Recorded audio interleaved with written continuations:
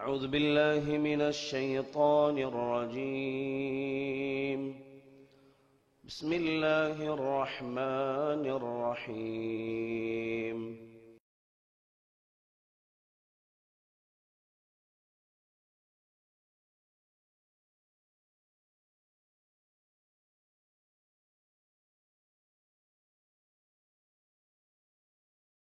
السلام عليكم ورحمة الله تعالى وبركاته.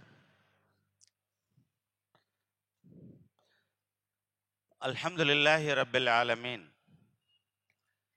والصلاة والسلام على سيد المرسلين وعلى آله وصحبه أجمعين إلى يوم الدين.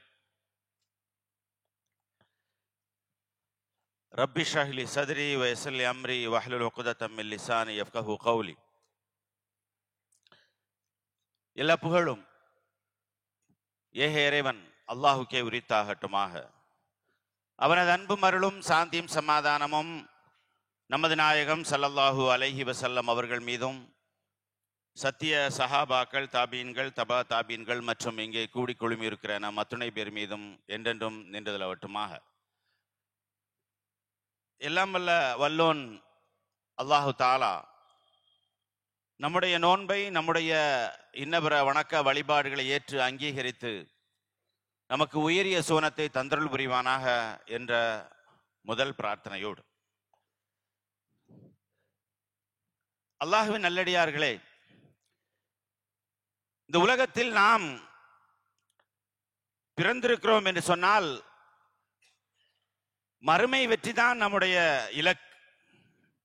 அதிலும் குறிப்பாக சுவனமே நமது இலக்கு. அல்லாஹு தாலா இந்த உலகத்தில் நம்மை வாழ வைத்திருக்கிறான், பல சிரமங்களுக்கு முகம் கொடுக்க வைக்கிறான். எனவே இவற்றினூடாக மறுமை வெற்றி, அதிலும் சுவன வெற்றியே நம்முடைய இலக்காக இருக்கிறது. சுவனத்தை குறித்து நாம் பல செய்திகளை கேள்விப்பட்டிருக்கிறோம். சுவனத்தில் அந்த சிறப்பு இருக்கிறது, இந்த சிறப்பு இருக்கிறது, அந்த ஆறு ஓடும், இந்த ஆறு ஓடும், ஜன்னாத்தின் தஜ்ரீ மின் தஹ்திஹல் அன்ஹார், பாதங்களுக்கு கீழே ஆறுகள் ஓடும் என்றெல்லாம் நாம் அடிக்கடி கேள்விப்பட்டிருக்கிறோம். அந்த பாதங்களுக்கு கீழே ஆறுகள் ஓடும் என்பதே எவ்வளவு பெரிய கற்பனையாக இருக்கு, எவ்வளவு அழகாக இருக்கும். யோசிச்சு பாருங்க, ஆறுகள் கீழே ஓடும், நாம் மேலே நின்று கொண்டிருப்போம் என்று சொன்னால் எவ்வளவு பெரிய வளம். அருமை சகோதர சகோதரிகளே, இந்த சோனத்திற்காக வேண்டி நாம் நம்முடைய செயல்களை, நம்முடைய சொற்களை, நம்முடைய நடவடிக்கைகளை மாற்றி அமைத்திருக்கிறோமா என்பதுதான் இங்கே கேள்வி. சுவனத்தை நம்முடைய செயல்களினூடாக இலக்காக வைத்திருக்கிறோமா? என்னுடைய சொல் அது என்னை சொர்க்கத்தில் சென்று சேர்க்க வேண்டும், என்னுடைய செயல் அது சொர்க்கத்தில் என்னை சென்று சேர்க்க வேண்டும், சொர்க்கத்தை விட்டு என்னை அகற்றிவிடக் கூடாது என்று நாம் இலக்காக, குறியாக வைத்து செயல்படுகிறோமா என்பதுதான் இங்கே கேள்வி. ஒரு மோமினுடைய இலக்கு இறை ஓப்பு, மறுமை வெற்றி என்பதுதான். அதனூடாக சொர்க்கம் செல்ல வேண்டும் என்பதுதான். அதுக்கு தானே இவ்வளவு சிரமங்கள் இல்லையா? பொய் பேசக்கூடாது, புறம் பேசக்கூடாது, திருடக்கூடாது, தவறான எந்த செயல்களும் செய்யக்கூடாது என்றெல்லாம் எவ்வளவு நிபந்தனைகள் நமக்கு. இதற்கு மேலாக வணக்க வழிபாடுகள் ஈடுபட வேண்டும். இந்த நோன்பு நாம பிடிக்கிறோம், தொழுகிறோம், ஐவேளை தொழுகிறோம், ஹஜ்ஜி செய்யணும், ஜக்காத் கொடு, இதெல்லாம் நம்மை எப்படியாவது மறுமை வெற்றி கிடைத்து விடாதா என்பதுதானே. எனவே இந்த செயல்களினூடாக நாம் அந்த இலக்கை குறியாக வைத்து செயல்படுகிறோமா என்பதுதான் இங்கே கேள்வி. நபிகள் நாயகம் ஸல்லல்லாஹு அலைஹி வஸல்லம் ஒரு தடவை நபித்தோழர்களை பார்த்து கேட்டார், அலா முஷம்மிருன் லில் ஜன்னா, சுவனத்தை இலக்காக வைத்து முயற்சி செய்பவர்கள் உங்களில் யாரேனும் இருக்கிறார்களா? முஷம்மிர் என்று சொன்னால் மிக தீவிரமாக அதற்காக செயல்படக்கூடியவர்கள். சஹாபாக்கள் குறிப்பிட்டு காட்டினார்கள், நஹ்னுல் முஷம்மிரூன் யா ரசூலல்லாஹ், நாங்கள் அதற்காக சுவனத்தை குறியாக வைத்து, இலக்காக வைத்து, நம்முடைய செயல்கள் எல்லாம் அல்லாஹுக்காக வேண்டித்தான், இருந்தாலும் மறுமை வெற்றி மிக முக்கியமானதல்லவா? எனவே நாங்கள் சுவனத்தை இலக்காக வைத்து அதற்காக உறுதியாக செயல்படக்கூடியவர்கள் என்று சொன்னபோது, கூலு இன்ஷா அல்லாஹ், அல்லாஹ் நாடினால் என்று நீங்கள் சொல்லுங்கள் என்று பெருமானார் ஸல்லல்லாஹு அலைஹி வஸல்லம் அவர்கள் குறிப்பிட்டு காட்டினார். அல்லாஹ்வும் குர்ஆனில் அதைத்தான் சொல்லி காட்டுகிறான். சாரியோ அல்லாஹு தஆலா சாரியோ இலா மக்ஃபிரத்தின் மின் ரப்பிக்கும் ஜன்னா, இறைவனுடைய மன்னிப்பு, சுவனத்தின் பக்கம் வேகமாக ஓடுங்கள் என்று சொல்கிறான். சாரியு என்றால் வேகமாக நடந்து செல், வேகம் வேகம் என்று சொல்கிறான். இன்னொரு இடத்தில் சாபிக்கோ என்று சொல்கிறான். சிபாக்கா என்று சொன்னால் ஓட்டப்பந்தயம். அவர் வர்றாரா இல்லையா அதை நீங்க பார்க்க வேண்டிய தேவையில்லை. என் வலது பக்கம் வரவர், இடப்பக்கம் வருகிறவர், என்னோடு சுவனத்தை நோக்கி வருகிறார், அதை நீங்க பார்க்காத, நீங்க ஓடுங்க. சாபிக்கு, முந்தி செல்லுங்கள். சிபாக்கா என்றால் அல்லாஹ்வுடைய மன்னிப்பு, அல்லாஹ்வுடைய சொர்க்கத்தை நோக்கி நீங்கள் முன்னோக்கி செல்லுங்கள், வேகமாக போட்டி போட்டு ஓடுங்கள் என்று அல்லாஹு ஜல்ல ஷானு தஆலா நம்மை இங்கே தூண்டுகிறான். எனவே அருமை சகோதரர்களே, இந்த சுவனத்தை இலக்காக வைத்து இந்த சொர்க்கத்தை நாம் அதை நோக்கித்தான் நாம் பயணிக்கிறோம். இருந்தாலும் நம்முடைய சொல்லும் செயலும் நடவடிக்கைகளும் இதை இலக்காக வைத்து இருக்கிறதா? அல்லாஹு தஆலா என்ன சொன்னான் ஹதீஸுல் குதுஸில், அதத்துல் இபாதிய ஸாலிஹீன மால ஐனுன் ரஅத் வலா உதுனுன் சமியத் வலா கத்தர அலா கல்பி பஷரின். நான் என் அடியார்களுக்காக எந்த கண்ணும் கண்டிராத, எந்த காதும் கேட்டிராத, எந்த மனித உள்ளத்தில் கற்பனையில் வந்திராத ஒன்றை நான் தயார் செய்து வைத்திருக்கிறேன் என்று அல்லாஹ் சொல்கிறான். அதுதான் சுவனம். இப்ப கண்கள் பார்த்தது எது? நாம் ஒரு எல்லை வரை தான் பார்க்க முடியும். அந்த எல்லையை தாண்டி கேட்டிருப்போம். அமெரிக்கா போயிருக்கலாம், போகாமல் இருப்பவர்கள் கேள்விப்பட்டிருப்பார்கள், அல்லது நிறைய விஷயங்கள் கேள்விப்பட்டிருப்போம், பார்த்திருக்க மாட்டோம். என்னை பார்வையை தாண்டி அல்லாஹ் சொல்கிறான், நீங்கள் பார்க்காத ஒன்று, நீங்கள் கேட்காத ஒன்று. இப்ப கேட்காத ஒன்றை கூட சில சமயம் நம்ம கற்பனையில கொண்டு வருவோம். அந்த கற்பனையிலும் இல்ல வாப்பா, அல்லாஹ் தஆலா சொல்கிறான், கற்பனையிலும் இல்லை. நீங்கள் பார்க்காத ஒன்றை, கேட்காத ஒன்றை, கற்பனையில் கூட நினைத்திராத ஒன்றை நான் என் அடியார்களுக்காக தயார் செய்து வைத்திருக்கிறேன் என்று அல்லாஹு ஜல்ல ஷானு தஆலா இங்கே ஹதீஸுல் குதுஸின் மூலமாக நம்மிடத்தில் கேட்கிறான். அந்த ஒன்றுதான் சுவனம். அந்த சுவனத்திற்காக வேண்டி நாம் நம்முடைய சொற்செயல்களை, நம்முடைய நடவடிக்கைகளை, நம்முடைய வணக்க வழிபாடுகளை குறியாக வைத்து வேலை செய்கிறோமா? என்னுடைய பேச்சு சொர்க்கத்தை விட்டு என்னை அகற்றிவிடக் கூடாதே, என்னுடைய செயல் சொர்க்கத்தை விட்டு என்னை நகர்த்தி விடக்கூடாதே என்ற அந்த சிந்தனை இருக்கிறதா? எனவே ஒரு முஸ்லிமுடைய இலக்கு, நம்முடைய இலக்கு எல்லாம் சுவனமாகத்தான் இருக்க வேண்டும். நபிகள் நாயகம் ஸல்லல்லாஹு அலைஹி வஸல்லம் அவர்கள் தோழர்களுடைய உள்ளங்களில், நபித்தோழர்களுடைய உள்ளங்கள் இதைத்தான் பெருமானார் ஸல்லல்லாஹு அலைஹி வஸல்லம் ஊன்றினார்கள். ஊன்றுதல் என்று சொன்னால் விவசாயி ஒரு நிலத்தில் பயிரை ஊன்றுவது போல நட்டு வைத்தார்கள். பெருமானார் ஸல்லல்லாஹு அலைஹி வஸல்லம் விதைத்தார்கள் இந்த செய்தியை. உங்களுடைய பேச்சு, உங்களுடைய செயல், உங்களுடைய நோக்கம், உங்களுடைய நடத்தை எல்லாம் சுவனத்தை இலக்காக வைத்து இருக்க வேண்டும் என்று சொல்லுகிற போது அவர்களுக்கு இந்த உலகம் அற்பமாகி போனது. நாம் நமக்கு கொடுக்கப்பட்டிருக்கிற, வழங்கப்பட்டிருக்கிற இந்த 24 மணி நேரம் தான் அவர்களுக்கும் வழங்கப்பட்டிருக்கிறது. நாம் வேலை செய்ததை போல வேறு வகையில் அவர்களும் வேலை செய்தார்கள், உழைத்தார்கள். நமக்கு குடும்பம் இருக்கு, அவங்களுக்கு குடும்பம் இருந்துச்சு. நமக்கு பிள்ளை இருந்துச்சு, அவங்களுக்கும் பிள்ளை குட்டி இருந்துச்சு. ஆனால் அவர்களுடைய உலகம் வேறாக இருந்தது. நம்முடைய உலகம் வேறொரு திசையை நோக்கி சென்று கொண்டிருக்கிறது.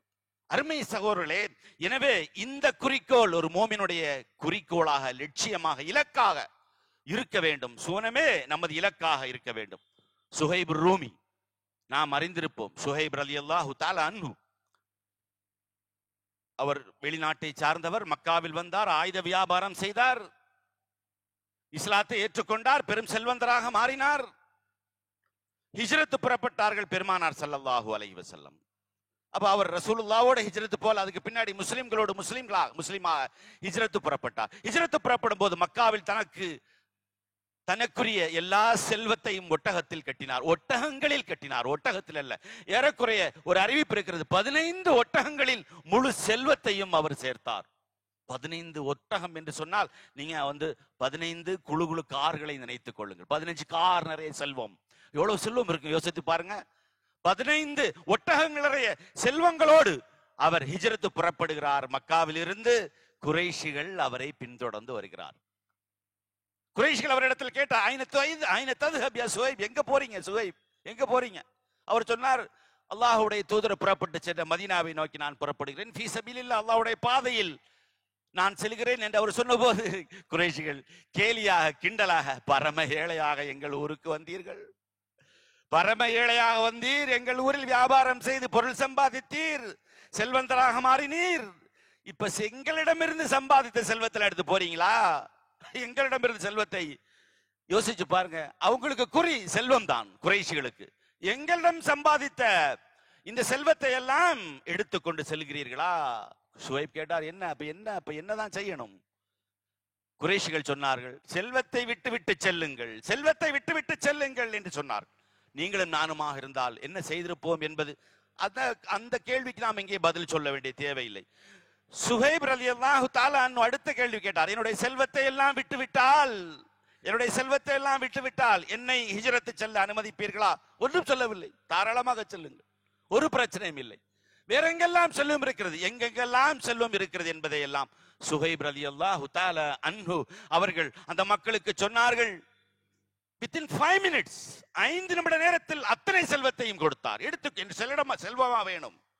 அரைத்தும் லவ் தரக்துலக்கும் குல்ல அம்வாலி என்றால் என்னுடைய முழு செல்வத்தையும் நான் விட்டு கொடுத்தால் தத்ருகூனி மா உரீது, நான் செல்ல விரும்புகிற இடத்திற்கு என்னை அனுமதிப்பீர்களா? ஹுது குல்ல அம்வாலி, என்னுடைய எல்லா பொருள்களையும் நீங்கள் எடுத்துக் கொள்ளுங்கள் என்று சொன்னார். பயணம் செய்வதற்கு சவாரி ஒட்டகமாக இருந்த ஒட்டகத்தில் புறப்பட்டார். குறைஷிகள் கேட்டார்கள், சுஹைப், நீர் சவாரி மிருகமாக பயன்படுத்துகிற ஒட்டகம் இதுவும் எங்கள் நாட்டில் சம்பாதித்தது தானே, ஒட்டகமா வேண்டும்? அக்கத்தில்லத்தி தர்கபுஹா, எடுத்துக்கொள்ளுங்கள், நான் பயணம் செய்கிற ஒட்டகமா வேண்டும். அவர் உயரிய ஆடை அணிந்திருந்தார், மேலாடை. சுஹைப், நீர் அணிந்திருக்கிற நீர் அணிந்திருக்கிற அந்த உயரிய ஆடை இதா வேண்டும், எடுத்துக்கொள்ளுங்கள். எல்லாவற்றையும் கலட்டி கொடுத்தார். இங்கே ஒரு கேள்வி, அப்படி சஹாபாக்கள் செய்திருப்பார்கள், நாம அதோட கம்பேர் பண்ணக்கூடாது, சரிதான், ஒப்பிடவே முடியாதுதான். ஆனால் இங்கே ஒரு கேள்வி என்னவென்று சொன்னால், இப்ப சுஹைப் ரலியல்லாஹு தஆலா அந்த செல்வத்தை தர முடியாது என்று சொன்னால், தரல முடியாதுப்பா போப்பா என்று சொன்னால் குறைஷிகள் என்ன செய்திருப்பார்கள்? அப்ப நீ ஹிஜ்ரத்து போகக்கூடாது, ஹிஜ்ரத்து போகக்கூடாது, இங்கதான் இருக்கணும்னு சொல்லியிருப்பாங்க. சப்போஸ் அவர் முடியாது என்று சொல்லி மக்காவிலே இருந்திருந்தால் என்னவாயிருக்கும்? அவர் முர்த்தத்தா அல்லது முஸ்லிமா? அஸ்தக்ஃபிருல்லாஹ் அல்-அஸீம், அந்த வார்த்தையை சொல்லக்கூடாது. இஸ்லாத்தின் வட்டத்தை விட்டு வெளியேறி விடுவாரா அல்லது முஸ்லிமாகத்தான் இருந்திருப்பாரா? யோசித்து பாருங்கள். முர்த்தத் என்று சொல்ல முடியாது, இஸ்லாத்தின் வட்டத்தை விட்டு வெளியேற வேண்டும் ஒருபோதும் சொல்ல முடியாது, ஒருபோதும் சொல்ல முடியாது. ஆனால் எல்லாவற்றையும் கொடுத்தார். அவருக்கு என்ன வேண்டும்? ஹிஜ்ரத்துடைய நன்மை வேண்டும், அல்லாஹ்வுடைய தூதருடைய சுஹ்பத், அந்த நட்பு வேண்டும், அல்லாஹ்வுடைய தூதரோடு இருக்க வேண்டும். எனவே புன்முறுவல் பூத்தவராக அத்தனையும் கொடுத்தார். மதீனா வந்தார். நபிகள் நாயகம் ஸல்லல்லாஹு அலைஹி வஸல்லம் மதீனாவுடைய எல்கையில் வரவேற்கிறார்கள். ரபிஹல் பைஅ யா அபா யஹ்யா, ரபிஹல் பைஅ யா அபா யஹ்யா, யஹ்யாவின் தந்தையே, வியாபாரம் லாபகரமாக விட்டது, வியாபாரம் லாபகரமாக மாறிவிட்டது என்று. என்ன வியாபாரம்? வியாபாரம் என்று சொன்னால் பிசினஸ் என்றால் கிவ் அண்ட் டேக் பாலிசி இருக்கு இல்ல, ஒன்றை கொடுத்து ஒன்றை அவர் விலைக்கு வாங்கி இருக்க வேண்டும், அப்படித்தானே? ரசூலுல்லாஹ்வுக்கு ஜிப்ரீல் அலைஹிஸ்ஸலாத்து வஸலாம் அந்த செய்தியை அறிவித்துக் கொடுக்கிறார்கள்.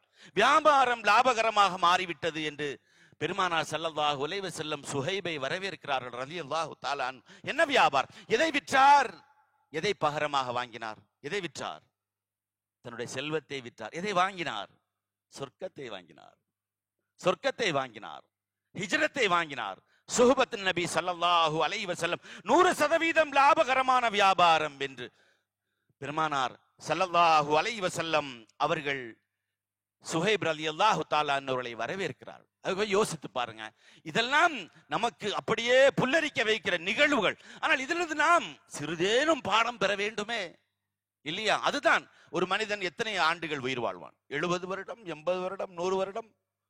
அப்புறம் நாம சேர்த்து வைத்த செல்வம் எல்லாம் என்ன ஆகும்? யோசிச்சு பாருங்க. நல்லதான், நம்முடைய குடும்பத்துக்கு தான், நம்முடைய சந்ததிகளுக்கு தான், நம்முடைய தலைமுறைகளுக்காக வேண்டித்தான் நாம் சேர்த்து வைக்கிறோம். ஆனால் ஒரு நாள் மரணம் அடைகிற போது அல்லாஹு தஆலா சொல்லி காட்டுகிறானே, யா அய்யுஹல்லதீன ஆமனூ அன்ஃபிகூ மிம்மா ரஸக்னாகும் மின் கப்லி அன் யாத்திய அஹதகுமுல் மௌத்.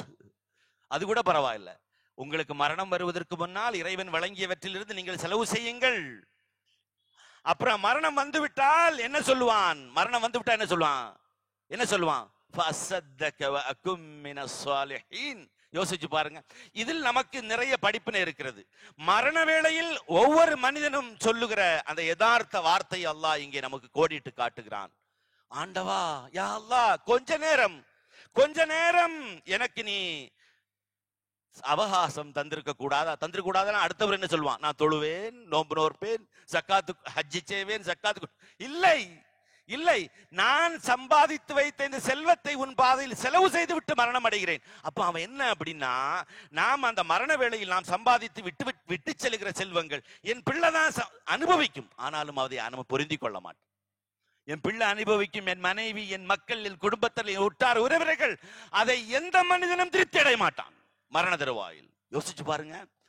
ஏன்னா எந்த இறந்த மனிதனும் வந்து சொன்னதில்லை நமக்கு. ஆனால் அல்லாஹ் சொல்லுகிறான், நான் என் பணத்தை எல்லாம் செலவு பண்ணி நல்ல மனிதனாக மாறிறேன் யா அல்லாஹ், நான் ஹஜ்ஜி செய்து நல்ல மனிதனாக மாறுறேன் நோன்பு பிடிச்சு என்று சொல்லவில்லை அவன். சோ கொஞ்சம் யோசித்து பாருங்கள். அருமை நம்மை போன்றுதான் அவர்கள் வாழ்ந்தார்கள், நம்மை போன்றுதான் நபி தோழர்கள் உணவருந்தினார்கள், நம்மை போன்றுதான் இருந்தார்கள், நம்மை போன்றுதான் பருகினார்கள், நம்மை போன்றுதான் இல்லறத்தில் அவர்கள் இருந்தார்கள். ஆனால் நம்மை விட சந்தோஷமாக இருந்தார்கள். உலகம் அவர்களுக்கு சுருங்கி இருந்தது, நமக்கு பெருசா தெரியுது. உலகம் அவருடைய உள்ளங்கைகளில் இருந்தது, நமக்கு அது உள்ளத்தில் இருக்கிறது. எனவே இது நம்முடைய நாம் மனிதர்கள் சாதாரணமானவர்கள் தான். ஆனால் அருமை சகோதரர்களே, குறைந்தபட்சம் நம்முடைய செயலில் எப்படியே நம் இந்த சொர்க்கத்துக்கு போயிட மாட்டோமா? அதைத்தான் அல்லாஹ் சொல்ல, ஃபமன் ஸுஹ்ஸிஹ அனின் நாரி வ உத்கிலல் ஜன்னத ஃபக்கத் ஃபாஸ். எப்போது ஒருவருக்கு நிம்மதி கிடைக்கும்? எப்போது நிம்மதி? இந்த உலகத்துல யாருக்குமே முழுசா நிம்மதி கிடைக்காது. பிரச்சனைக்கு பின் பிரச்சனை வந்து கொண்டே இருக்கும். அப்ப ஒருவர் முழுமையான டோட்டல் விக்டரி, முழு வெற்றி எப்போது கிடைக்கும்? எப்போது ஒருவர் மஹ்ஷர் பெருவழியிலிருந்து சுவனத்தில் ஒரு கால் எடுத்து வைக்கிறாரோ, ஃபமன் ஸுஹ்ஸிஹ அனின் நாரி வ உத்கிலல் ஜன்னத, நரகத்திலிருந்து விடுபட்டு சொர்க்கத்தில் நுழைகிறாரோ, ஃபக்கத் ஃபாஸ், அவர்தான் வெற்றி பெறுகிறார். அந்த வெற்றிக்காக வேண்டி என்ன தியாகத்தை வேண்டும் என்றாலும் நாம் செய்யலாம். அல்லாஹ் பாதுகாக்க வேண்டும். நரகவாதியாக மாறினால் அது கேவலம். அல்லாஹ்வை குறிப்பிட்டு சொல்கிறானே. எனவே இந்த பாடு, இந்த சிரமம், இந்த கஷ்டம், இந்த இன்னல், இந்த துன்பம் எல்லாம் எதுக்கு? மறுமை வெற்றிக்காக வேண்டி, சுவனத்துடைய வெற்றிக்காக வேண்டி. இந்த நிகழ்வை, இந்த இலக்கை பெருமானார் ஸல்லல்லாஹு அலைஹி வஸல்லம் ஒவ்வொரு நபித்தோழருடைய உள்ளங்களிலும் ஊறி. அதனால தான் அவங்க எல்லாம் டோட்டல் என்டையர் டிஃபரண்ட். அவர்களுடைய வாழ்க்கை எல்லாம் நம்மள சாதாரணமான ஆட்கள் தான். அவர்கள் பூலோகத்திலிருந்து வானுலகம் குதித்து, வான் வெடித்து அங்கிருந்து குதித்தவர்கள் அல்ல. நம்ம பாலதான், நம்ம மாதிரி ஒரு உம்மா வாப்பாவுக்கு பிறந்தவங்க தான் அவங்க எல்லாம். ஆனால் அவர்களுக்கு இந்த இலட்சியம் என்பது வேறாக இருந்தது, நோக்கம் வேறாக இருந்தது. அப்துல்லா இப்னு உனைஸ் ரலியல்லாஹு தஆலா அன்ஹு ஒரு 20 அல்லது 25 மதிக்கத்தக்க ஒரு இளைஞர் அவர். அப்ப அவருடைய சாதாரண நடத்தையை மாற்றிக்க அமைக்க வேண்டும் என்று பெருமானார் ஸல்லல்லாஹு அலைஹி வஸல்லம் விரும்புகிறார். இப்படித்தான் ரசூலுல்லாஹ் ஒவ்வொரு கேரக்டரா செதுக்கி தான் ரசூல் ஸல்லல்லாஹு அலைஹி வஸல்லம் கவனம் செலுத்தினார் ஒவ்வொரு நபித்தோட விஷயத்திலும். அப்துல்லா இப்னு உனைஸ் ரசூலுல்லாஹி ஸல்லல்லாஹு அலைஹி வஸல்லம் ஒரு நாள் அவரை அழைக்கிறார்கள். அப்துல்லா, உமக்கு ஒரு வேலை தருகிறேன், அதை செய்வீரா? ஒரு எதிரியை உளவு பார்க்க வேண்டும். நான் செய்வேன் யா ரசூலல்லாஹ் என்று சொல்கிறார். லவ் அமில்த லக இந்தி ஜாயிஸ, நான் சொல்லுகிற இந்த செயலை நீ செய்தால் உனக்கு நான் ஒரு பரிசு தருவேன் என்று சொல்கிறார். உனக்கு ஒரு கிஃப்ட், ஒரு பரிசு தருவேன் என்று. அவர் அந்த பரிசுக்காக ஆசைப்பட்டா அல்லது வேற எதுவுமா தெரியவில்லை, அவர் வேகமாக செல்லுகிறார். அந்த பெருமானார் ஸல்லல்லாஹு அலைஹி வஸல்லம் அவர்கள் சொன்ன அந்த டாஸ்க், அதை அவர் செவனே நிறைவேற்றுகிறார். உயிரை பணம் வச்சு அதை நிறைவேற்றுகிறார். அதை அந்த செய்தி என்ன இன்னும் தெரியாது. அந்த செயலை முடித்த பின்பு பெருமானார் ஸல்லல்லாஹு அலைஹி வஸல்லம் வீட்டுக்கு வர்றார். அபிஷிர் யா ரசூலல்லாஹ் வகத் ஃபஅல்துஹா, நல்ல செய்தி யா ரசூலல்லாஹ், நான் செய்து விட்டேன், நீங்க சொன்னதை செய்துட்டேன் யா ரசூலல்லாஹ் என்று சொல்லுகிறார். அப்புறம் என்னது? அல்லாஹு அக்பர். பெருமானார் ஸல்லல்லாஹு அலைஹி சொன்னாங்க, அல்லாஹு அக்பர், செய்துட்டியா? அது மிக சிரமமான பணி என்று பெருமானார் ஸல்லல்லாஹு அலைஹி வஸல்லம் சொன்னார். முடிஞ்சிச்சா? அடுத்தது என்ன வேணும்? அடுத்தது என்ன? பரிசு. அப்படி நிற்கிறார். அப்போ யார ரசூலல்லாஹ், அந்த தலையை சொறிகிறது அப்படித்தானே இல்லையா, யார ரசூலல்லாஹ் என்று. அப்போ தலை அவர் சொரியல. அவர் பெருமானார் ஸல்லல்லாஹு அலைஹி வஸல்லம் அவருடைய வீட்டுக்கு முன்பாக நின்றார். இங்கே நில்லுங்கள் என்று பெருமானார் ஸல்லல்லாஹு அலைஹி வஸல்லம் வீட்டுக்குள் சென்றார்கள். வீட்டுக்குள் போயிட்டு வெளியே வரும்போது பெருமானாருடைய கையில் ஒரு குச்சி இருந்துச்சு. குச்சி, கம்பு, ஒரு சின்ன கம்பு, ஒரு வாத்தியார் அடிக்கிற மாதிரி உள்ள குச்சியா இருக்கலாம், எப்படின்னு சொல்லவில்லை. கையில் ஒரு குச்சி இருந்தது. ஹுதஹா இப்ன உனைஸ், உனைஸின் மகனே பிடி என்று சொன்னார்கள். அவர் தயங்கி நிற்கிறார், திகைக்கிறார். அவர் கேட்டார், மஹாதா யா ரசூலல்லாஹ், இது என்ன யா ரசூலல்லாஹ்? பரிசு என்றால் குச்சியை கொடுப்பாங்களா யாராவது? குச்சியை கொடுப்பாங்களா யாராவது? அப்ப அவர் பரிசு என்றால் வேற ஏதேனும் என்று அவர் நினைத்திருக்கலாம். ஆனால் அவர் குச்சியை பார்த்தபோது திகைத்து நிற்கிறார். பெருமானார் ஸல்லல்லாஹு அலைஹி வஸல்லம் அவரிடத்தில் இது என்ன என்று சொன்னபோது ரசூலுல்லாஹி ஸல்லல்லாஹு அலைஹி வஸல்லம், ஹுத் யப்ன உனைஸ், உனைஸின் மகனே, இதை பிடியுங்கள், ஹாதிஹி அஸாய, இது என்னுடைய கம்பு. பெருமானார் அடுத்து சொன்னார், ருத்தஹா இலைய யௌமல் கியாமா உத்கிலக பிஹல் ஜன்னah, மர்மையில் இதை நீ என்னிடத்தில் கொண்டு வா, உனக்கு நான் சொர்க்கத்தை உத்தரவாதம் தருகிறேன் என்று சொல்லி காட்டினார். இப்ப நம்ம பல கேள்விகள் கேட்கலாம். அது மறுமை வரை இந்த குச்சி இருக்குமா? மறுமையில் அந்த குச்சியை மஹ்ஷர் பள்ளியில் கொண்டு போகுமா? அது வேற விஷயம். ஆனால் இந்த மறுமையில் இந்த குச்சியை கொண்டு வா, உனக்கு நான் சோனத்தை உத்தரவாதம் தருகிறேன் என்று சொன்ன போது டக்குன்னு அவர் பெருமானார் ஸல்லல்லாஹு அலைஹி வஸல்லம் அந்த குச்சியை வாங்கிட்டார். அவர் பின்னார் குறிப்பிட்டு காட்டுகிறார், அந்த குச்சி பின்னர் என்னிடத்திலே இருந்தது. நான் நடக்கும் போதும் தூங்கும் போதும் என்னுடைய நெஞ்சிலே நான் வைத்தேன். என்னுடைய மரண தருவாயில் நான் என்னை சுற்றி இருப்பவரிடத்தில் நான் சொன்னேன், இதை வைத்தே என்னை கபரடக்கம் செய்யுங்கள். கபரில் அடக்கினா கரையானதை அரித்து விடும், அது தெரியும். ஆனால் ஏன் நபிகள் நாயகம் ஸல்லல்லாஹு அலைஹி வஸல்லம் அந்த குச்சி அவர்கிட்ட கொடுத்தாங்க? இதான் ஒரு கேள்வி. ஏன் கொடுத்தாங்க? கொஞ்சம் யோசித்து பாருங்கள். பெருமானார் என்ன சொன்னார் அந்த குச்சியை கொடுக்கிற போது? உனக்கு நான் சொர்க்கத்தை உத்தரவாதம் தருகிறேன். அப்ப அந்த குச்சியை பெற்ற நாள் முதல் அந்த அப்துல்லா இப்னு உனைஸுடைய செயல்பாடுகள் எப்படி இருந்திருக்கும்? இதுதான் இங்கே கேள்வி.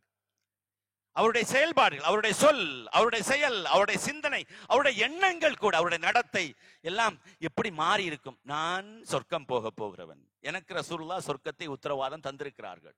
அப்ப என்னுடைய சொர்க்கவாதியாக இருக்கிற போது என்னுடைய பேச்சு எப்படி இருக்கணும்?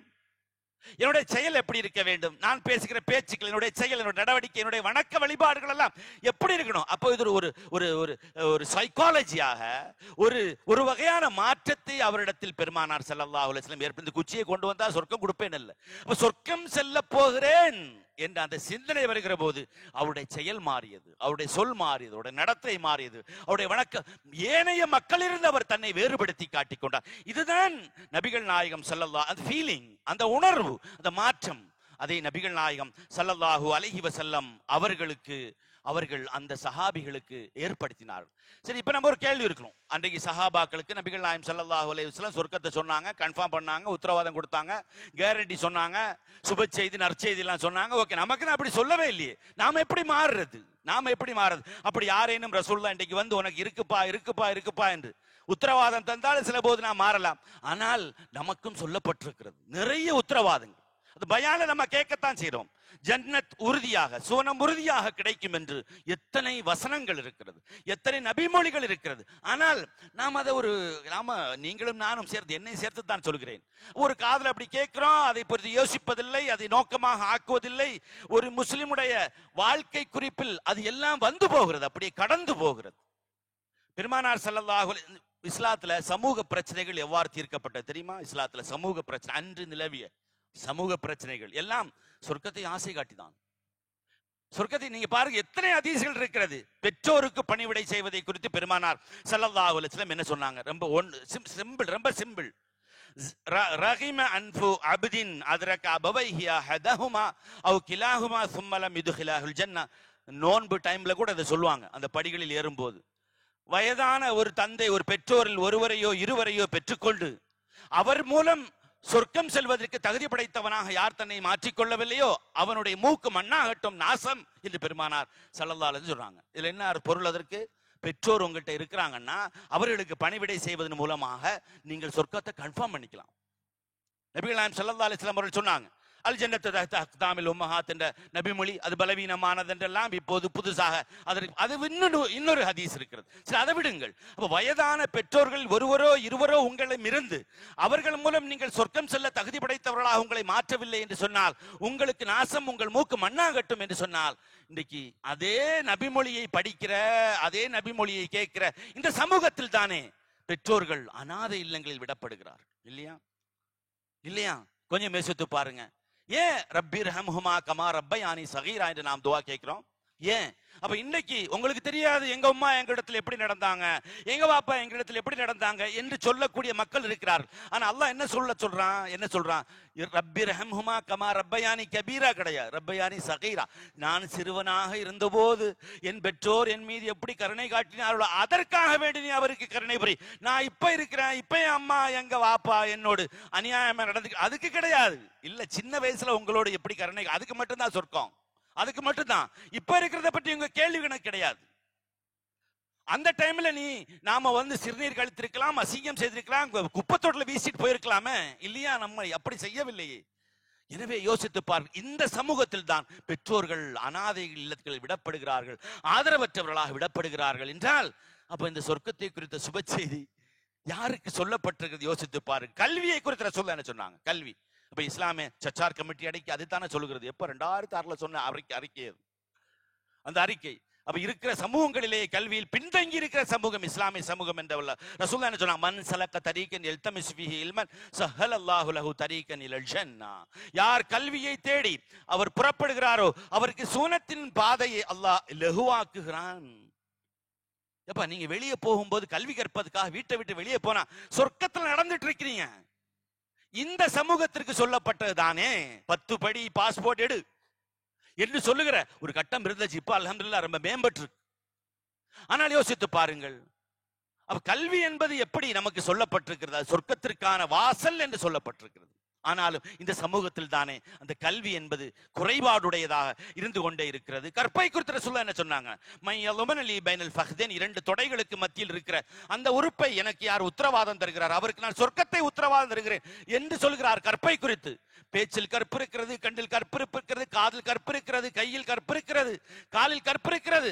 ஆனா இதெல்லாம் எங்க எங்க இந்த சமூகத்திற்கு சொல்லப்பட்டது தானே. அப்படியா நம் சமூகம் இருக்கிறது? இளைய தலைமுறைகளை பாருங்கள், எதை பார்க்க கூடாதோ எதை செய்யக்கூடாதோ அதை இந்த ஊர்ல இருக்காதுங்க. வெளியில போய் பாருங்க, இளைய சமுதாயத்துடைய நிலை மிக மிக மிக மிக ஒரு கவலைக்குரிய ஒன்றாக இருக்கிறது. கவலைக்குரிய ஒன்றாக இருக்கிறது.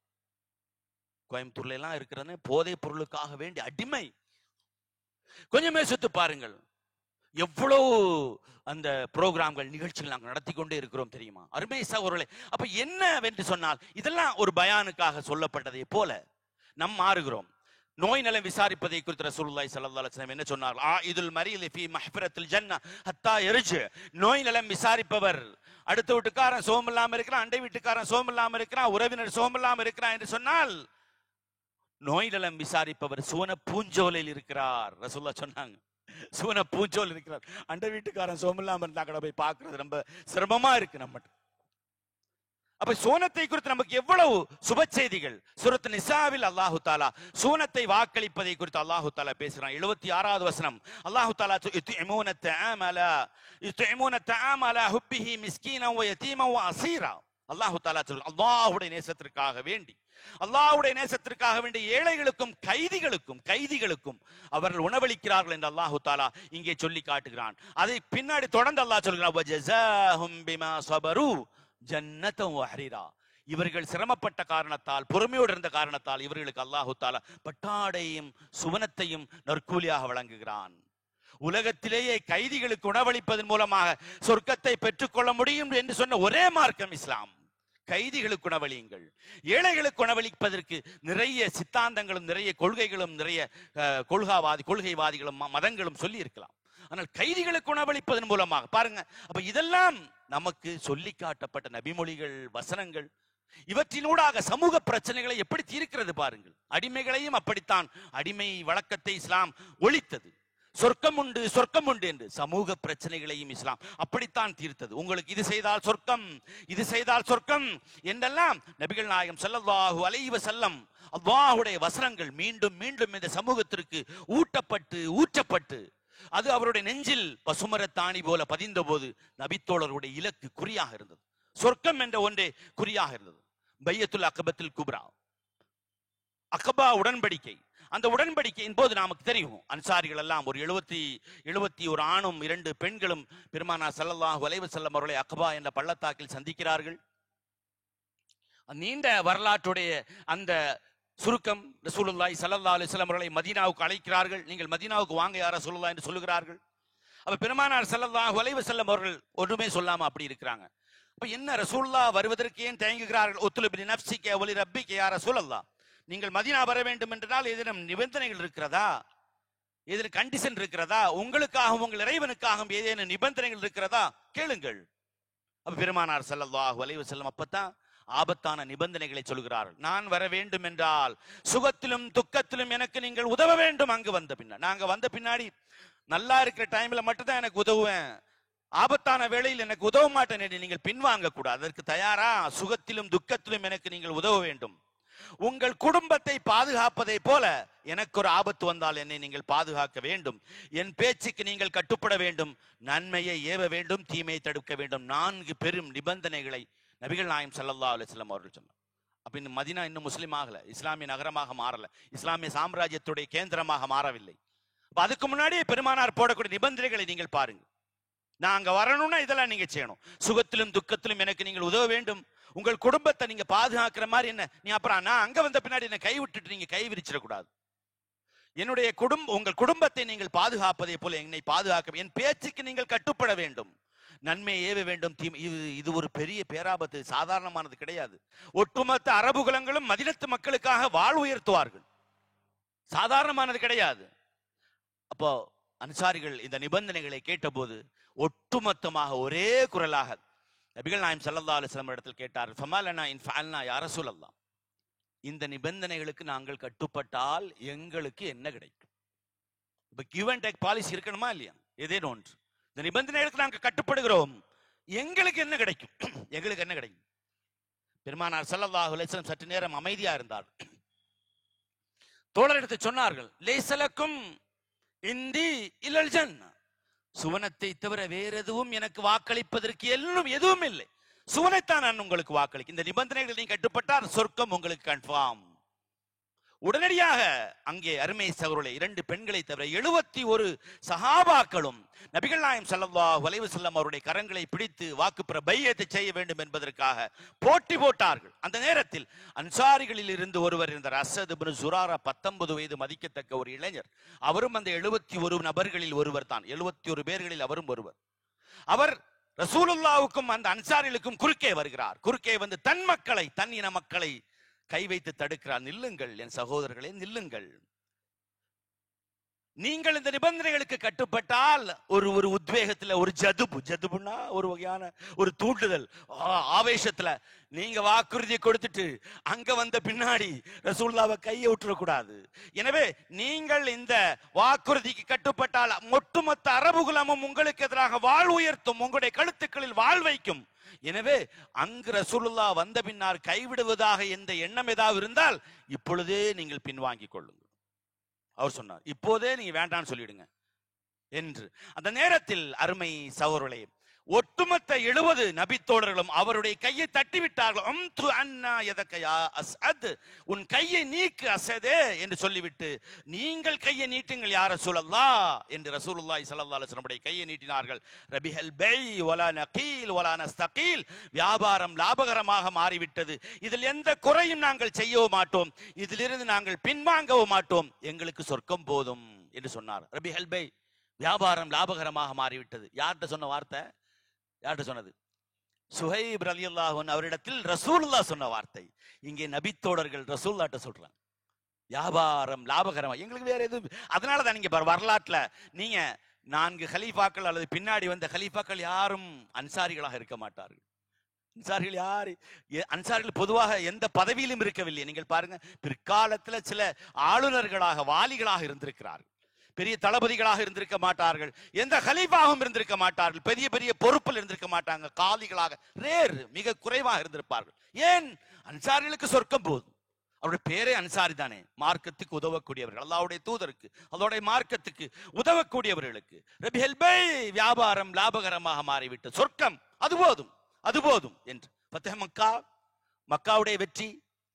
நபிகள் நாயகம் ஸல்லல்லாஹு அலைஹி வஸல்லம் அவர்கள் தோழர்களோடு அமர்ந்திருக்கிறார்கள், சந்தோஷமா இருக்கிறாங்க பெருமானார் ஸல்லல்லாஹு அலைஹி வஸல்லம். அப்ப அன்சாரிகளும் அங்கே போயிருந்தாங்க. அப்ப எத்தனை வருடம் அப்ப அன்சாரிகள் அந்த கண்டிஷனுக்கு, அந்த நிபந்தனைகளுக்கு ஒத்துக்கிட்டாங்களா, சரிவர நிறைவேற்றி இருக்கிறார்களா என்றெல்லாம் ரசூலுல்லாஹ் தான் சொல்லணும் இல்லையா? ரசூலுல்லாஹ் தான் சொல்லணும். மக்கா வெற்றி பல வருடங்களுக்கு பின்னாடி ரசூலுல்லாஹ் மக்கால இருக்கிறாங்க, அன்சாரிகள் இங்கே நிற்கிறாங்க. அந்த நேரத்தில் மகிழ்ச்சியாக இருக்கிற பெருமானார் ஸல்லல்லாஹு அலைஹி வஸல்லம் அவர்களை பார்த்து அன்சார், யா ரசூலல்லாஹ் என்று அழைக்கிறார் சில அன்சாரிகள். அவர் திரும்பி பார்க்கிற அன்சாரிகள், என்ன யா ரசூலல்லாஹ், பல வருடங்களுக்கு முன் அகபா உடன்படிக்கையின் போது நீங்கள் எங்களிடத்தில் சில நிபந்தனைகளை சொன்னீர்கள். ஆமா நான் சொன்னேன், நாங்களும் உங்களிடத்தில் ஒரு வேண்டுகோளை வைத்திருந்தோம். ஆமா நீங்கள் வைத்திருக்கிறீர்கள், நாங்கள் அந்த நிபந்தனைகளை நிறைவேற்றினோமா யா ரசூலல்லாஹ்? ரசூலுல்லாஹி ஸல்லல்லாஹு அலைஹி வஸல்லம் முழுமையாக நீங்கள் நிறைவேற்றினீர்கள். அப்படி என்றால் எங்களுக்கு நீங்கள் கொடுத்த வாக்கு, பெருமானார் ஸல்லல்லாஹு அலைஹி வஸல்லம் சொன்ன அன அல ஷர்த், அந்த நிபந்தனையின் மீது தான் நான் இப்போதும் இருக்கிறேன். உங்களுக்கு வாக்களிக்கப்பட்ட சொர்க்கம் உங்களுக்கு வாக்களிக்கப்பட்டதுதான். ஓடினார்கள் அன்சாரிகள். அங்கிருந்து குடாரங்களில் தங்கியிருந்த அன்சாரிகளை பார்த்து சொன்னார்கள், அபிஷுரு அபிஷுரு, நற்செய்தி பெற்றுக் கொள்ளுங்கள், நற்செய்தி பெற்றுக் கொள்ளுங்கள். சுவனம் மட்டுமே, மரணம் மட்டுமே நமக்கு தடையாக இருக்கிறது சுவனத்திற்கு செல்வதற்கு என்று. அந்த 71 பேரும் நபிகள் நாயகம் ஸல்லல்லாஹு அலைஹி வஸல்லம் அவர்களுடைய அக்கபா உடன்படிக்கையின் போது நபிகள் நாயகம் ஸல்லல்லாஹு அலைஹி வஸல்லமுடைய கரத்தை பிடித்து பையத்தை செய்வதற்காக ஒருவர் முதுகில் ஒருவர் ஏதினார் என்று ரஹீக்குல் மக்தூம் படிச்சு பாருங்க. ஒருவர் முதுகில் ஒருவர் ஏறி ரசூல் ஸல்லல்லாஹு அலைஹி வஸல்லம் அவருடைய கரங்கள் பிடித்து பையத்து செய்வதற்காக போட்டி போட்டார்களாம். அதில் ஒவ்வொரு குல்லும் மின்ஹும் யظن அன்னமன் பாய அவ்வலன் சபக ஹத்வத்தன் இலல் ஜன்னா. அதில் பையத்தை செய்ய முண்டியடித்த ஒவ்வொரு நினைத்தார்களாம், யார் முதலில் பெருமானாருடைய கரங்களை பிடித்து பையத்தை செய்கிறாரோ அவர் முதலில் சொர்க்கத்தில் காலடி எடுத்து வைக்க வேண்டும் என்ற பேராவல் அவர்களுக்கு இருந்தது என்று. சுப்ஹானல்லாஹ். இது என்னவென்று சொன்னால் அருமை சகோதரர்களே, அங்கே அவர்களுக்கு சுவனம் ஒரே ஒரு இலக்கு, ஒரே ஒரு கோல், ஒரே ஒரு லட்சியம், ஒரே ஒரு எய்ம், அது மட்டும்தான். அதுக்காக வேண்டி எதையும் இழக்க தயாராக இருந்தார். இது நமக்கான ஒரு முக்கியமான ஒரு கோலாக இருக்க வேண்டும். பெருமானார் ஸல்லல்லாஹு அலைஹி வஸல்லம் அவர்கள் ஒரு அறிஞரிடத்தில் கேட்டாங்க, சரி அல் காக்காயில் அவுசி என்று சொல்லப்படக்கூடிய தபா தாபீன்களில் கட்டுப்பட்ட ஒருவர் அவர்கிட்ட கேட்டாங்க, இந்த சொர்க்கத்தை பற்றி அவ்வளவு சொல்றீங்களே, இவ்வளவு சொல்றீங்களே, சரி பரவாயில்ல, ஏதேனும் ஒரு நல்ல விஷயத்தை சொல்லுங்க, நான் ஆசை கொள்ளும் அளவுக்கு சொர்க்கத்துல என்ன இருக்கு? ஆறோடுது, நிறமோடுது, அது இருக்குது, இது இருக்கு, எல்லாம் சரிதான். நான் ஆசை வைக்கும் அளவுக்கு, நான் சொர்க்கத்தை ஆசை வச்சு நான் அதற்காக வேண்டி அமல் செய்யும் அளவுக்கு ஏதேனும் ஒன்று இருக்கிறதா என்று அந்த அறிஞரிடத்தில் கேட்டபோது அவர் ஒற்றை வார்த்தையில் பதில் சொன்னார், ஆமா அங்க ரசூலுல்லாஹ் இருக்கிறாங்க, அது போதாதான் அவனுக்கு, வேற என்ன வேணும்? நீ அங்க அல்லாஹ் தந்திருக்கிற இன்பங்கள் அருள் வள சரிங்க, அது ஒரு சைடுல இருக்கட்டும், ரசூலுல்லாஹ் இருக்கிறாங்க, உயிருக்கு மேலான ரசூலுல்லாஹ் இருக்கிறாங்களப்பா, அவங்கள பார்க்க வேண்டிய அந்த ஆவல் இருக்காது, ஆசை இருக்கு, அது இருக்குதே, அது போதும், அவங்க இருக்கிறாங்களே அது போதுமே இல்லையா? அதை நினைச்சு பாருங்க, ஆஹா ரசூலுல்லாஹ் இருப்பாங்க, சலாம் சொல்லுவாங்க, நாம பதில் சலாம் சொல்லுவோம், அல்லது நாம சலாம் சொல்லுவோம், அவங்கள பார்ப்போம், எவ்வளவு பெரிய பேரருள், அது எவ்வளவு பெரிய பேரருள். இது நபிகள் நாயகம் ஸல்லல்லாஹு அலைஹி வஸல்லம் சொர்க்கத்தை குறித்து சொல்லி காட்டினார்கள். சஹாபாக்கள் சொர்க்கத்தை குறித்து சொல்லிட்டு இருக்கிற போது சஹாபாக்கள் கேட்கிறார்கள், யார் ரசூலல்லாஹ், சொர்க்கத்தில் மிக குறைந்த அந்த அந்தஸ்து மிக்கவன் யார்? ரொம்ப லோ லெவல், கடைசியாக சொர்க்கத்தில் நுழையக்கூடிய ஒருவன், அவனுக்கு கிடைக்கிற அந்தஸ்து என்ன? பெருமானார் ஸல்லல்லாஹு அலைஹி வஸல்லம் அவர்கள் மன் அதினா அஹ்லுல் ஜன்னதி மன்சிலா, சொர்க்கத்தில் மிக குறைந்த படித்தரத்தில் இருப்பவர் யார் என்று கேட்டபோது நபிகள் நாயகம் ஸல்லல்லாஹு அலைஹி வஸல்லம் அவர்கள் சொன்னார்கள், மை யஸீரு ஃபீ முல்கிஹி அல்ஃபஸனத்தின் லா யக்தா அல்லது லா யுக்தா. ஒருவர் கடைசி படித்தரத்தில் யார் இருப்பார் என்றால், அவருக்கு வழங்கப்பட்ட சுவனத்தில், அவருக்கு வழங்கப்பட்ட இடத்தில் 1000 வருடங்கள் நடந்து செல்வார், நடந்து செல்வார், நடந்து செல்வார், 1000 வருடங்கள் முடிவுறாமல் நடந்து கொண்டே இருப்பார். அப்ப இதுதான் கடைசி படித்தரத்தில் இருக்கிற ஒருவர். சஹாபாக்கள் கேட்டார்கள், இதுவா யா ரசூலல்லாஹ், அதாலிக அத்னாஹும் மன்சிலா ஃபமன் அலாஹு மன்சிலா, யார் இதுதான் குறைந்த படித்தரமா? அவ்வாறெனில் உயர்ந்த படித்தரத்தில் இருப்பவர் யார் யா ரசூலல்லாஹ்? அல்லதி யன்துரு இலா ரப்பிஹி பில் கதாத்தி வல் அஷி, காலையிலும் மாலையிலும் தன்னை படைத்த இறைவனை பார்க்கும் பாக்கியம் யாருக்கு கிடைத்ததோ அவர்தான் உயரிய படித்தரத்தில் இருக்கிறார் என்று அல்லாஹ்வுடைய தூதர் பெருமானார் ஸல்லல்லாஹு அலைஹி வஸல்லம் குறிப்பிட்டு காட்டினார். உஜூஹு யௌமைதின் நாதிரா இலா ரப்பிஹா நாதிரா. உங்களுக்கு தெரியும், சில முகங்கள் இறைவனை பார்த்து கொண்டே இருக்கு. சோ அந்த அந்தஸ்து மிக்கவர்களாக நாம் மாற வேண்டும். நிச்சயமாக அந்த பாக்கியத்தை அல்லாஹு ஜல்ல ஷானு தஆலா நமக்கு தர வேண்டும். சஹாபாக்கள் பாருங்க, குமோ இலா ஜன்னத்தின், ஒவ்வொரு போர்லையும் ரசூல் ஸல்லல்லாஹு அலைஹி வஸல்லம், உஹது போரில் பெருமானார் குமோ இலா ஜன்னத்தின் அர்லுஹ ஸமாவாத்து வல் அர்து, வானம் பூமிகளுடைய அகலத்தை விட தூரத்தை விட அகலமான சொர்க்கத்தின் பக்கம் எழும்புங்கள், போருக்கு வாருங்க. நாளைக்கு போருக்கு ரசூல கூப்பிடுறாங்க. எப்படி கூப்பிடுறாங்க பாத்தீங்களா?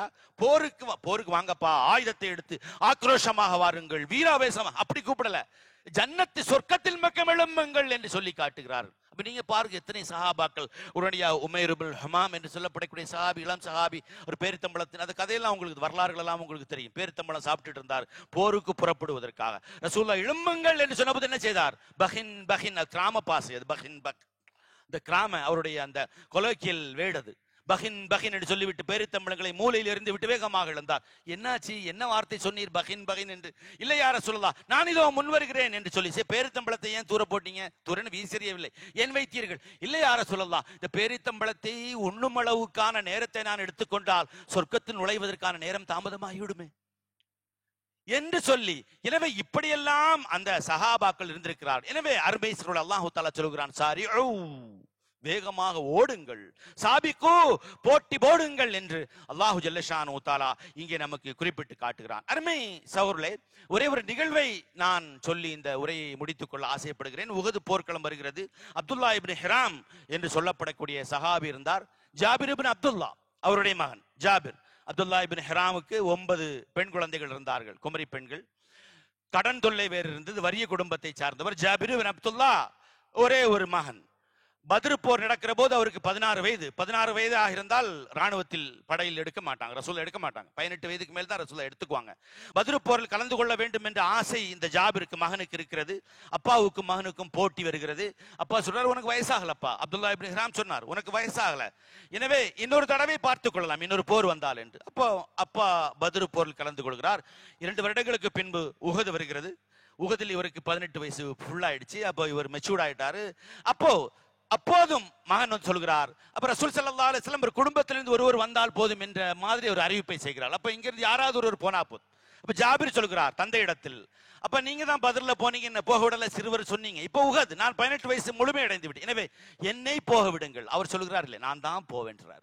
இப்ப 2 பேருக்கும் போட்டி வருகிறது. நான் போவேன் என்று தந்தையும் மகனும் மாறி போக மாட்டேன்னு சொல்லல, போக மாட்டேன் என்று சொல்லவில்லை. நான் போறேன் என்று இவரும், நான் போறேன் என்று அவரும் சொல்ல, அப்பா சொல்றாரு, பரவாயில்லப்பா, ஒரு ஆள் தானே போகணும், சீட்டு குலுக்கி போடுவோம், உன் பேரை எழுது, என் பேரை எழுது, 2 சீட்டு குலுக்கி போடு, யாருடைய பேர் வருது அவர் போலாம். சந்தோஷம். சீட்டு குலுக்கி போட்டார். மகன்கிட்ட சொல்றார், நீனே எடுப்பா. ஜாபிர் எடுக்கிறார். அப்பாவுடைய பேர் வருது, அப்துல்லா இப்னு ஹிராம். அவர் வாசிக்கிறார். வாசிக்க ஜாபிருடைய கண்கள் இருந்து கண்ணீர் வருகிறது. அவர் சிரிக்கிறார், தந்தை சிரிக்கிறார். போருக்கு போகவே இல்லை, போக சந்தர்ப்பம் கிடைக்கவில்லையே என்று மகன் அழுகிறார். போருக்கு கிடைப்பதற்கான சந்தர்ப்பம் வாய்த்து விட்டது என்று சந்தோஷத்தில் தந்தை திளைத்திருக்கிறார். யோசிச்சு பாருங்க எப்படி இருக்கும் என்று. தந்தையே, சீட்டு வந்துச்சு, சரி, எனக்காக விட்டு தரக்கூடாதா, எனக்காக விட்டு தரக்கூடாதா என்று அவர் கேட்கிறார். அந்த டைம்ல அப்துல்லா இப்னு ஹிராம் தன்னுடைய மகனை பார்த்து என்ன சொல்கிறார், அருமை மகனே, நாளை நடக்க இருக்கிற யுத்தத்தில் நான் ஷஹீதாகுவேன் என்று நம்புகிறேன், எனவே கடனை குறித்து உன்னிடத்தில் வசியத்து செய்கிறேன், உன்னுடைய அக்காமாரை பார்த்துக்க என்றெல்லாம் சொல்லிவிட்டு அவர் மகனை பார்த்து சொல்கிறார். மகன் அழுது கொண்டே இருக்கிறார். இன்னில அஸர்துக வல்லாஹி யா புனைய லவ் கானத் கைரல் ஜன்னா, சுவனமல்லாத வேறொன்றாக இருந்திருந்தால் உனக்கு நான் விட்டு தந்திருப்பேன், சொர்க்கத்தை நான் விட்டு தரமாட்டேன், சொர்க்கத்தை நான் என் மகனாக இருந்தாலும் விட்டு தர மாட்டேன். அருமை மகனே, என்னுடைய கடன் சுமைகளை எல்லாம் உன்னை நான் ஏற்பிக்கிறேன், நீ சரியான முறையில் அப்படி பண்ணணும் இப்படி பண்ணணும் என்று சொல்லி, எப்படி கொஞ்சம் யோசித்து பாருங்க, எப்படியெல்லாம் நபித்தோழர்கள் இருந்திருக்கிறார். எனவே சொர்க்கம் என்று சொன்னால் எதற்கும் எல்லாவற்றையும் தியாகம் செய்யக்கூடிய மக்களாக இருந்தார். அதைத்தான் நபிகள் நாயகம் ஸல்லல்லாஹு அலைஹி வஸல்லம் சொன்னாங்க, அலா முஷம்மிருன் லில் ஜன்னா, சொர்க்கத்தை இலக்காக வைத்து கடுமையாக உழைத்து அதை குறியாக வைத்து அமல் செய்யக்கூடியவர்கள் இருக்கிறார்களா என்றபோது சஹாபாக்கள் நாங்கள் என்று சொன்னார்கள். அப்படித்தான் நாமும் இருக்க வேண்டும். அது நமக்கும் சொன்ன உடன்படிக்கை. எனவே நம்முடைய சொல், நம்முடைய குறியெல்லாம், இலக்கெல்லாம் என் சொல் மூலமாக அது சொர்க்கத்திற்கு சென்று சேர வேண்டும், என் செயல் மூலமாக அது சொர்க்கத்துக்கு சென்று சேர வேண்டும். என்னுடைய சொல்லும் செயலும் என்னுடைய வணக்கமும் என்னுடைய எல்லாம் எப்படியாவது என்ன சொர்க்கத்தில் கொண்டு போயிடாதா என்ற அந்த குறிக்கோளுடன் நாம் செயலாற்ற வேண்டும். இறை திருப்தி தான் முக்கியம். அந்த இறை திருப்தியினூடாக சொர்க்கத்துக்கு சென்று சேரக்கூடிய மக்களாக மாற வேண்டும். எல்லாம் வல்ல அல்லாஹு ஜல்லஷானு தஆலா நம்முடைய பாவங்களை மன்னித்து, நம்முடைய நற்கர்மங்களை ஏற்று, நம்முடைய வணக்க வழிபாடுகளை, நம்முடைய தொழுகை, நம்முடைய நோன்புகளை எல்லாம் ஏற்று நம்மை உயிரிய சோனத்தில் ஒன்று கூட்ட வேண்டும். இதே போன்று நன்மக்களாக என்ற இனிய துஆவோடு இந்த உரையை நான் முடித்துக் கொள்கிறேன். வாஹிர் தவானா அனில் ஹம்துலில்லாஹி ரப்பில் ஆலமீன். அஸ்ஸலாமு அலைக்கும் வரஹ்மத்துல்லாஹி தஆலா வ பரகாத்துஹு. சுப்ஹானல்லாஹி வ பிஹம்திஹி சுப்ஹானக்கல்லாஹும்ம வ பிஹம்திக நஷ்ஹது அன் லா இலாஹா இல்லா அன்த நஸ்தக்ஃபிருக வ நத்தூபு.